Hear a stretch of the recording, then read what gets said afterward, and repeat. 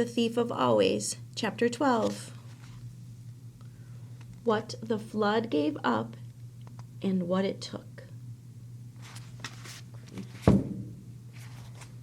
"Well," said Wendell, when Harvey came to his room, "what's the story?" Harvey shrugged. "Everything's fine," he said. "Why don't we just enjoy ourselves while we can?"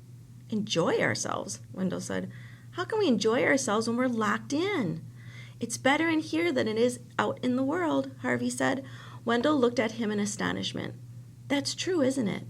As he spoke, he grabbed hold of Wendell's hand, and Wendell realized there was a ball of paper in Harvey's palm, which he was trying to pass between the two of them.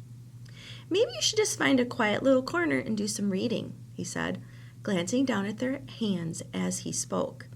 Wendell got the idea. He claimed the balled-up note from Harvey's hand and said, "Maybe I'll do that." "Good," said Harvey. "I'm going to go out and enjoy the sun while I can." That was exactly what he did. He had a lot of planning to do before midnight, which was when the note told Wendell they should meet to make their escape. Surely even the forces that guarded the house had to sleep sometime. The business of keeping the seasons rolling around couldn't be easy, and all of the hours to slip away, midnight seemed the most promising. But he didn't suppose it would be easy. The house had been a trap for decades, perhaps centuries. Who knew how old its evil really was? And even at midnight, it would not be so foolish as to leave the exit wide open. They would have to be quick and clever, and not panic or lose their tempers once they were in the mist. The real world was out there somewhere. All they had to do was find it. He knew when he saw Wendell for Halloween that the note had been read and understood. There was a look in Wendell's eyes that said, "I'm ready. I'm nervous, but I'm ready."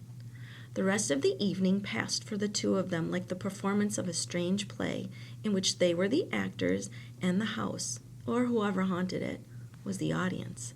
They went about enjoying themselves as though this was a night like any other, heading out to play trick-or-treat with a show of loud laughter, even though they were both shuddering in their borrowed shoes. Then coming in to eat their supper and spend what they hoped would be their last Christmas in the house. They opened their presents, a mechanical dog for Wendell, a magician's kit for Harvey, said their goodnights to Mrs. Griffin, and goodbye, of course. Not good night, but Harvey didn't dare let her know, and then went to bed. The house grew quiet and quieter still. The snow no longer sighed at the sill, nor the wind in the chimney. It was, Harvey thought, the deepest silence he'd ever heard, so deep that he could hear his heartbeat in his ears, and every rustle of his body against the sheets sounded like a roll of drums. A little before midnight he got up and dressed, moving slowly and carefully so as to make as little noise as possible. Then he headed out into the passageway and, slipping like a thief from shadow to shadow, hurried down the stairs and out into the night. He left not by the front door, it was heavy and creaked loudly, but by the kitchen door, which brought him out at the side of the house. Though the wind had dropped, their air was still bitter, and the surface of the snow had frozen. It crackled as he walked, however lightly he trod.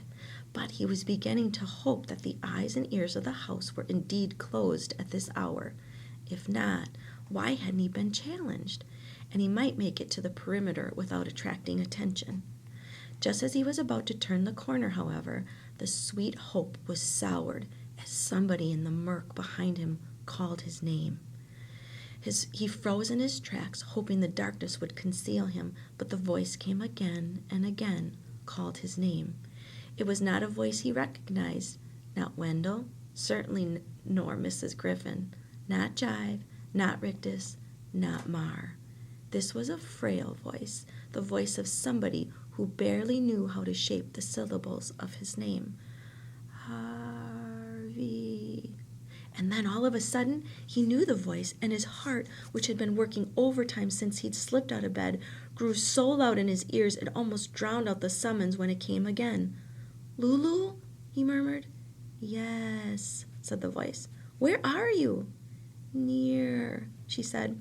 He stared at the thicket, hoping for some glimpse of her, but all he could see was the starlight glittering on the frosted leaves.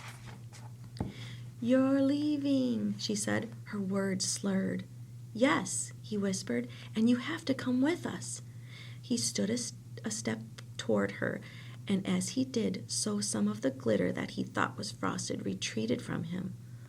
What was she wearing that shimmered this way? "Don't be afraid," he said. "I don't want you to look at me," she said. "What's wrong?" "Please," she said. "Just keep your distance." He retreated even farther from him and seemed to lose her balance as she did so. She dropped to the ground, the thicket around her shaking. Harvey stepped forward to help her up, but she let out such a sob that he stopped in his tracks. "I only want to help," he said. "You can't help me," she replied, every word pained. "It's too late. You just have to go while you still can. I wanted to give you something to remember me by." He saw her move in the shadows, reaching out in his direction. "Look away," she said. He turned his head away from her. "Now close your eyes and promise you won't open them." He dutifully closed his eyes. "I promise," he said. And now he heard her moving toward him, her breath laborious. "Open your hand," she said. Her voice was near now. He knew if he opened his eyes, he'd be face to face with her. But he had made a promise and was determined to keep it. He put out his hand and felt first one, then two, then three heavy little objects, cold and wet, dropped into his cupped palm. "This was all I could find," Lulu said. "I'm sorry." "Can I look?" he asked. "Not yet. Let me leave first." He closed his fingers around the gifts she'd given him, trying to make sense of them by touch. What were they? Pieces of frozen stone? No, they were carved. He could feel grooves on one, a head on another, and now, of course, he knew what he held. 3 survivors of his ark, dredged up from the depths of the lake. The answer was no comfort to him, quite the reverse. He shuddered as he put the puzzle of Lulu's slivery gleam together with knowledge of what he held. She had swum down to the bottom of the lake to recover these figures, a descent that was beyond the capability of any land dweller. No wonder she'd retreated into the shadows, ordering him not to look at her. She wasn't human any longer. She was becoming, or had already become, a sister to the strange fish that circled in these dark waters, cold-blooded and silver-skinned. "Oh, Lulu," he said, "how did this happen?" "Don't waste your time with me," she murmured. "Just go while you've got a chance." "I want to help," he said. "You can't," came the reply. "Can't help me. I've been here too long. My life is over." "That's not true," Harvey said. "We're the same age. But I've been here so long I don't even remember." Her voice trailed away. "Don't remember what?"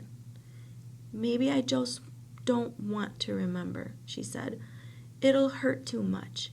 She made a long, choked sigh. "You have to go," she said in a whisper.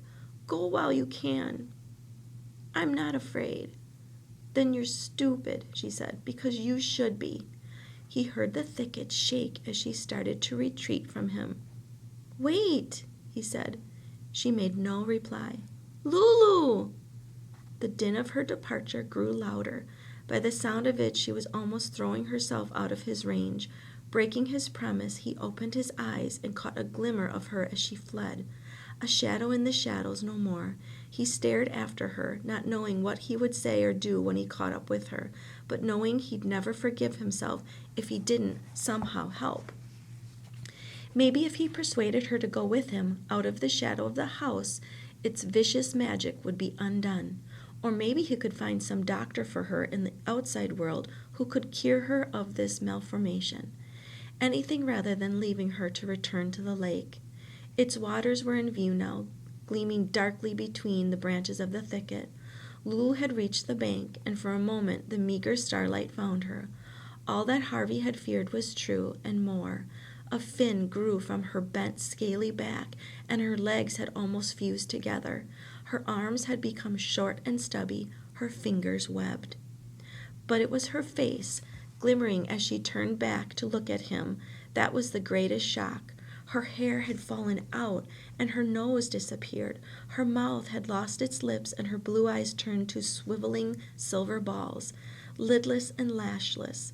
And yet, despite their freakishness, there was human feeling in those eyes, and on that mouth, a terrible sadness that he knew would never leave his heart if he lived to be 1,000. "You were my friend," she said as she teetered on the bank. "Thank you for that." Then she tumbled into the water. He went to the edge of the lake at a dash, but by the time he reached the place where which she dived, the ripples were disappearing and the bubbles breaking. He watched the icy waters for a minute or more, hoping she would see him and surface. But she'd gone where he couldn't follow, and that, it seemed, was the end of it. Clutching her gifts to him like talismans, he trudged away from the lake and down the lawn to keep his rendezvous with Wendell.